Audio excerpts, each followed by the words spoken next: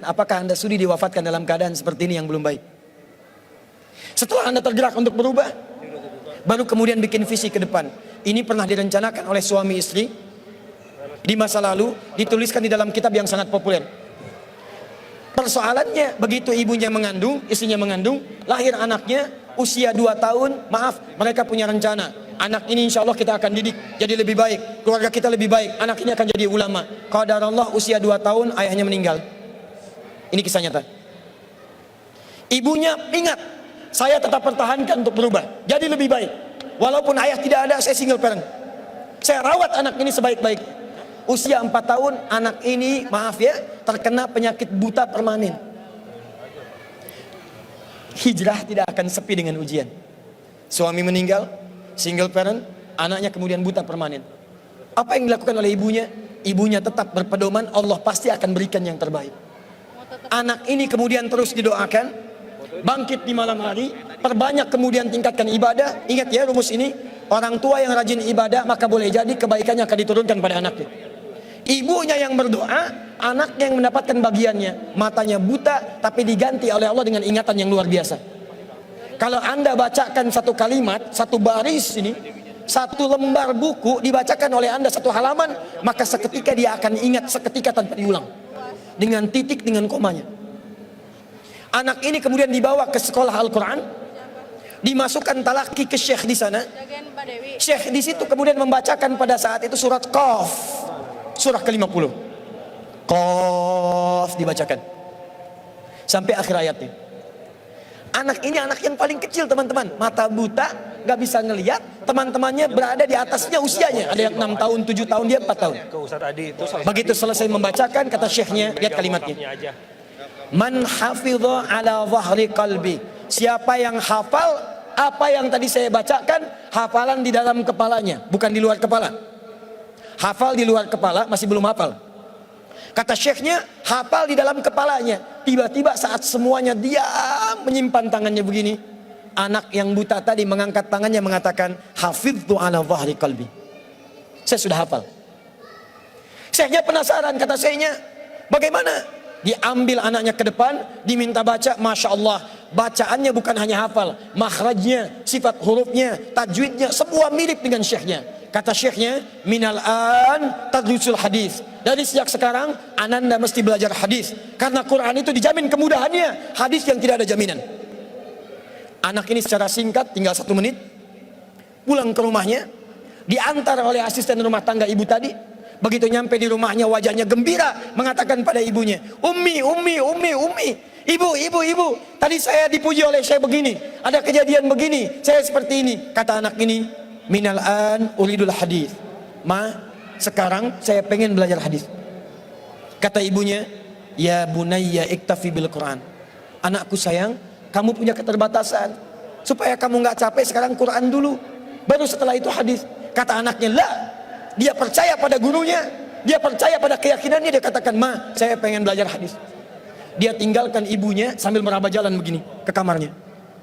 Perhatikan baik-baik, begitu ibunya melihat, ingat kemudian dengan suaminya, ingat tentang rencana mereka, ingat tentang mereka punya rencana masuk surga bersama-sama. Teman-teman, ibunya langsung masuk ke dalam kamar, dia bentangkan sajadahnya di mihrabnya, dia salat 2 rakaat, dia bermohon kepada Allah.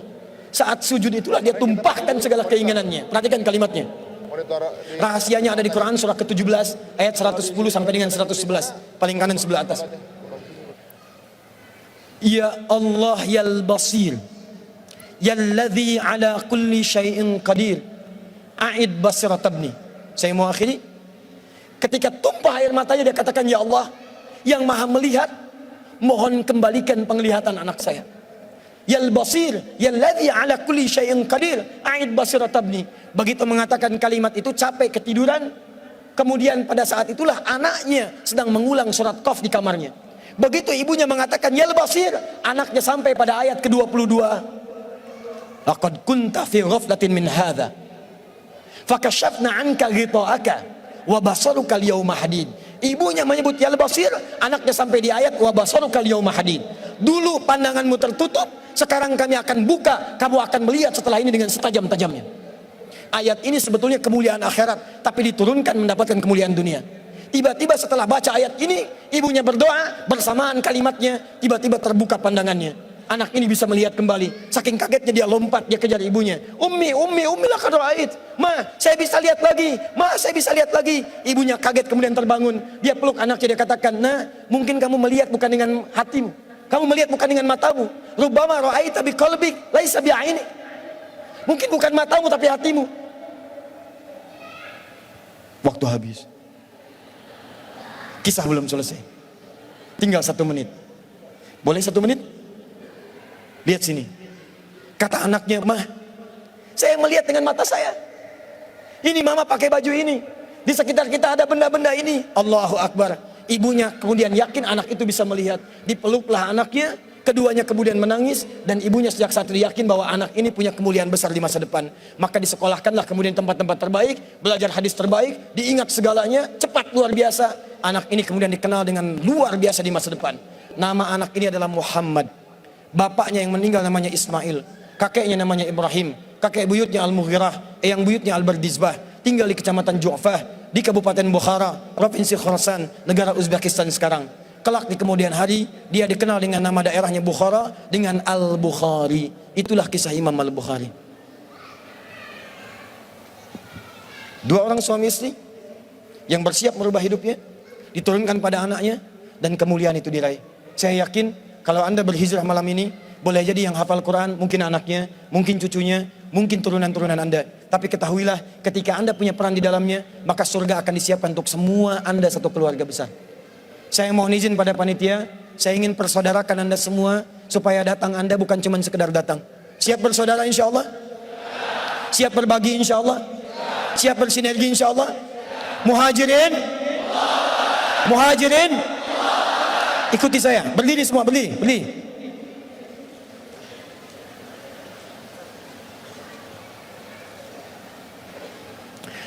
Bismillahirrahmanirrahim. Allahumma nashhadu an la ilaha illa anta wa nashhadu anna Muhammadan rasuluka. Allahumma nashhadu innana ikhwah. Allahumma nuridul jannah ma'a ikhwatina ma'a rasulina ma'a ashabina ma'a ummahatina abaina jiranina.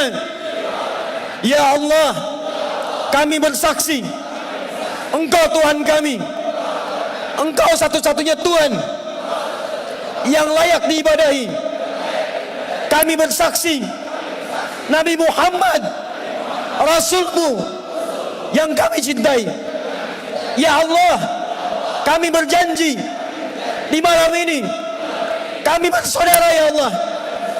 Kami bersaudara ya Allah. Kami siap berhijrah ya Allah. Ya Allah, berikan kami surgamu. Berikan kami surgamu bersama Nabi-Mu Muhammad sallallahu alaihi wasallam, bersama sahabat-Mu ya Allah, bersama sahabat Nabi-Mu ya Allah, bersama orang-orang saleh ya Allah, bersama ibu kami ya Allah, dengan ayah kami ya Allah, dengan anak-anak kami ya Allah, dengan keluarga kami ya Allah. Ya Allah, kami mohon masukkan kami dengan teman-teman kami ini ya Allah ke surga-Mu ya Allah. Allahumma ishhad, Allahumma ishhad, Allahumma ishhad. Alhamdulillahi rabbil alamin. Duduk teman-teman.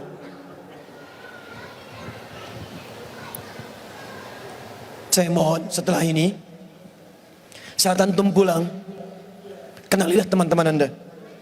Buatlah komunitas. Yang senang dengan Quran, bikin komunitas Quran. Yang senang dengan tahajud, bikin komunitas tahajud. Yang senang dengan puasa, bikin komunitas. saling kenali satu dengan yang lain dan bantu, karena Anda tadi telah mengatakan kepada Allah, Anda berjanji di hadapan Allah Subhanahu wa taala. Maka mulai hari ini saya bermohon kepada Allah dalam sujud saya, dalam keheningan malam, insya Allah saya akan ingat antum semua, dan saya mohonkan supaya kita istiqomah dalam kehidupan kita. Nabi menutup ta'limnya dengan 3 cara. Kadang cukup dengan hamdalah kalau ingin singkat, kadang dengan kifaratul majlis kalau ada pertautan dosa, kadang beliau berdoa, kemudian diikuti oleh para sahabatnya.